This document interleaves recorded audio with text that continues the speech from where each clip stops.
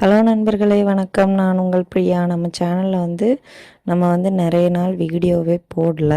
So நம்ம இன்றைக்கி ஒரு ப்ரெக்னென்சி சம்மந்தமான வீடியோ பார்க்க போகிறோம். அதுவும் ஏர்லி ப்ரெக்னென்சி சிம்டம்ஸ்.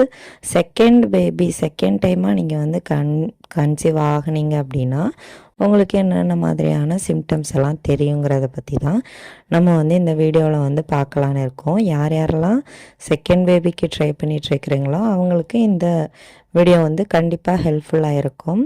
ஸோ நான் இப்போ செகண்ட் பேபி கன்சீவாக இருக்கேன். ஸோ அதனால் எனக்கு என்னென்ன மாதிரியான சிம்டம்ஸ் இருக்குதுங்கிறதையும் நான் உங்கள் கூட ஷேர் பண்ணுறேன். ஸோ உங்களுக்கு கண்டிப்பாக இந்த வீடியோ ஹெல்ப்ஃபுல்லாக இருக்கும். நம்ம சேனலை நீங்கள் இது வரைக்கும் சப்ஸ்கிரைப் பண்ணாமல் பார்த்துட்டு இருந்தீங்க அப்படின்னா மறக்காமல் சப்ஸ்கிரைப் பண்ணி வச்சுக்கோங்க. இது போல் பயனுள்ள தகவல்களை நீங்கள் தொடர்ந்து பார்த்து தெரிந்து கொள்ள முடியும். இப்போ வாங்க நம்ம பதிவுக்குள்ளே போகலாம். ஸோ நார்மலாகவே நம்ம ஏர்லி ப்ரெக்னென்சி சிம்டம்ஸ்னு எதெல்லாம் சொல்லுவோம் அப்படின்னா, நம்ம பீரியட்ஸ் மிஸ் ஆகிறதுக்கு முன்னாடி ஒரு 1 வீக்கில் இருந்து நம்மளுக்கு இந்த சிம்டம்ஸ் தெரிய ஆரம்பிக்கும். ஸோ ஃபஸ்ட்டு பேபிக்கு நம்ம கண்டிப்பாக ஈஸியாக அக்யூரேட்டாக கண்டுபிடிச்சிடலாம். செகண்ட் பேபிக்கு நம்மளுக்கு ஆல்ரெடி வீட்டில் ப்ரெஷர் இருக்கும்.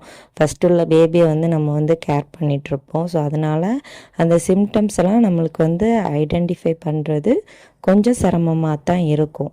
ஏன்னா நம்மளுக்கு ஆல்ரெடி நிறைய ஸ்ட்ரெஸ்ஸாக இருப்போம் நம்ம. ஸோ அதனால் நான் சொல்கிறேன். ஸோ நம்மளால் அக்யூரேட்டாக இந்தந்த சிம்டம்ஸ் கண்டிப்பாக கண்டுபிடிக்க முடியாது. எனக்கு ஒரு 1 வீக் முன்னாடி பீரியட்ஸ் மிஸ் ஆகிறதுக்கு ஒரு 1 வீக் முன்னாடி ஒரு 2 டேஸ் வாமிட்டிங் இருந்துச்சு. லைட்டாக அப்பப்போ காலையில் அந்த மார்னிங் சிக்னஸ் அந்த வாமிட்டிங் வர மாதிரி கொமட்டிகிட்டே இருந்துச்சு. ஸோ இந்த ஒரு சிம்டம்ஸ் எனக்கு இருந்துச்சு. பட் ஆனாலும் எனக்கு ஒரு நம்பிக்கை இல்லை. நம்ம சரி வெயிட் பண்ணி ரிசல்ட் என்னன்னு பார்ப்போம்னு சொல்லிட்டு பார்த்ததுல நம்மளுக்கு பாசிட்டிவ் ரிசல்ட் வந்துச்சுங்க. ஸோ இந்த ஒரு சிம்டம்ஸ் எனக்கு 1 வீக் முன்னாடி இருந்துச்சு. ஸோ இதை நான் ஒரு ஏர்லி ப்ரெக்னன்சி சிம்டம்ஸ் அப்படின்னு உங்கள் எல்லாருக்குமே சொல்லுவேன். ஸோ அதுக்கப்புறமா முக்கியமான சிம்டம்ஸாக நான் பார்த்தது எனக்கு பீரியட்ஸ் 10 டேஸ் மேலே ஒரு 13 டேஸ் மேலே மிஸ் ஆகிருந்துச்சு. ஸோ அதுக்கப்புறமா தான் நாங்கள் கிட்டு போட்டு செக் பண்ணி இப்போ ரீசெண்டாக ஹாஸ்பிட்டலுக்கும் போயிட்டு வந்தாச்சு. ஸோ உங்களுக்கும் அதே மாதிரி. ஆனால் எனக்கு பீரியட்ஸ் ரெகுலர் பீரியட்ஸு. ஸோ உங்களுக்கு ரெகுலர் பீரியட்ஸாக இருந்துச்சு அப்படின்னா நீங்களும் செகண்ட் பேபிக்கு ட்ரை பண்ணுறீங்க அப்படின்னா இந்த மாதிரி ஈஸியான சிம்டம்ஸ் வச்சு நம்மளால் ஐடென்டிஃபை பண்ண முடியும். ஸோ அதே மாதிரி இர்ரெகுலர் பீரியட்ஸாக இருந்தது அப்படின்னா உங்களால் கண்டுபிடிக்கிறது கஷ்டம். ஏன்னா உங்களுக்கு போன மந்த் ஒரு 23 பீரியட்ஸ் ஆகுது.